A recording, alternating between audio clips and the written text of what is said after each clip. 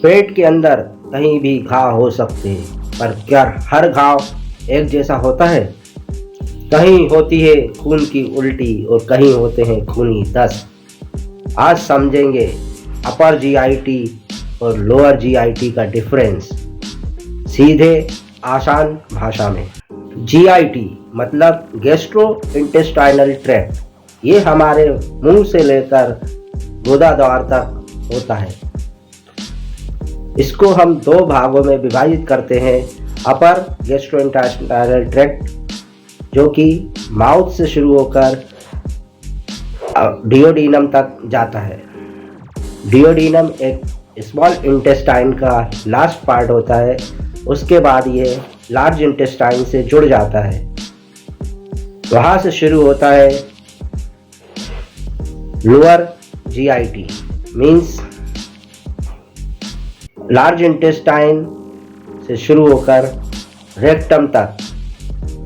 अब ये जानते हैं कि अपर जीआईटी के अल्सर्स क्या होते हैं। अपर जीआईटी के अल्सर्स मेनली स्टमक और डियोडिनम में होते हैं, जिन्हें गैस्ट्रिक अल्सर और डियोडिनल अल्सर बोलते हैं। अपर जीआईटी अल्सर का मेन कारण एच पाइलोराई वायरस है, जो कि स्टमक में होता है और इसका कारण बनता है अल्सर।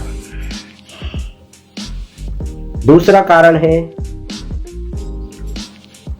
एसिड अधिक बनना,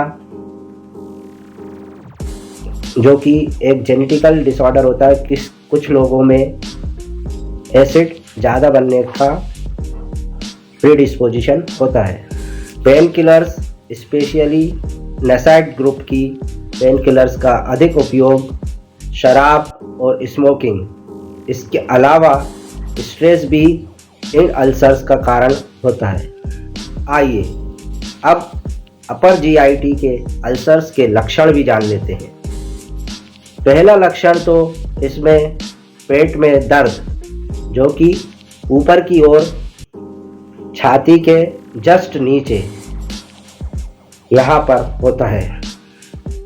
यदि यह दर्द खाने के तुरंत बाद ही बढ़ जाता है तो ये गैस्ट्रिक अल्सर्स होते हैं, और अगर ये खाने के 1 या 2 घंटे के बाद दर्द शुरू होता है, यानी स्टमक जब खाली हो जाता है और खाना डियोडिनम में पहुंच जाता है, तब दर्द का एहसास होना ये बताता है कि डियोडिनल अल्सर्स है।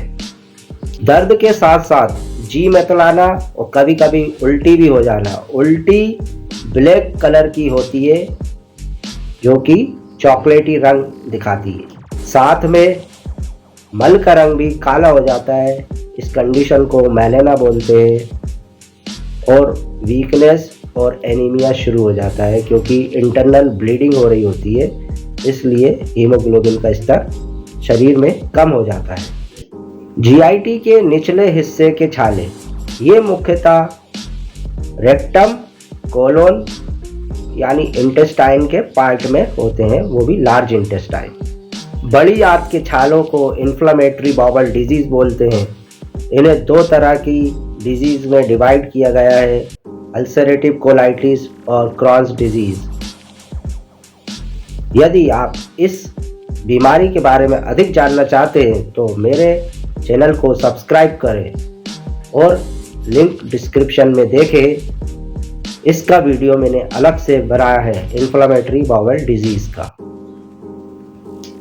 यदि लार्ज इंटेस्टाइन में कहीं ब्लड सप्लाई रुक जाती है तो उसे इस्चेमिक कोलाइटिस बोलते हैं, और यह भी छाले उत्पन्न करती है। इसके अलावा बैक्टीरियल और फंगल इन्फेक्शन भी इसका एक कारण होते हैं, जिसे इन्फेक्शियस कोलाइटिस बोलते हैं। अक्सर रेडिएशन इंजरी भी पाई जाती है, जो कि एक कारण बनते हैं आंतों में छाले उत्पन्न करने के लिए। जीआईटी के निचले हिस्से के छालों के लक्षण कुछ इस प्रकार से। पेट में ऐंठन और मरोड़ जैसा लगना, खास तौर से पेट के निचले हिस्से में। अपर जीआईटी में ये वाला हिस्सा अफेक्ट होता है, पर लोअर जीआईटी में नीचे का नाभि के आसपास और उसके नीचे का हिस्सा इफ़ेक्ट होता है। इसमें बार बार दस्त आते हैं, ब्लड आता है जो कि रेड कलर का होता है, जबकि अपर जीआईटी ट्रैक्ट में जो स्टूल का कलर होता है वो ब्लैक हो जाता है। बार बार सोच जाने की झूठी इच्छा होती है जिसे टेनिसमस बोलते हैं।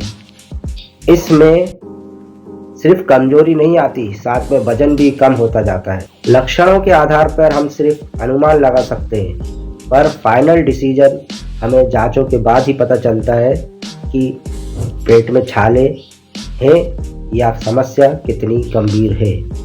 अपर जीआईटी के लिए एंडोस्कोपी करवाना जरूरी है, एच पाइलोराई टेस्ट कराना है, सीबीसी कराना है, और अगर कॉम्प्लिकेशन के साथ है तो सोनोग्राफी और सिटी स्कैन भी कराना जरूरी हो सकता है।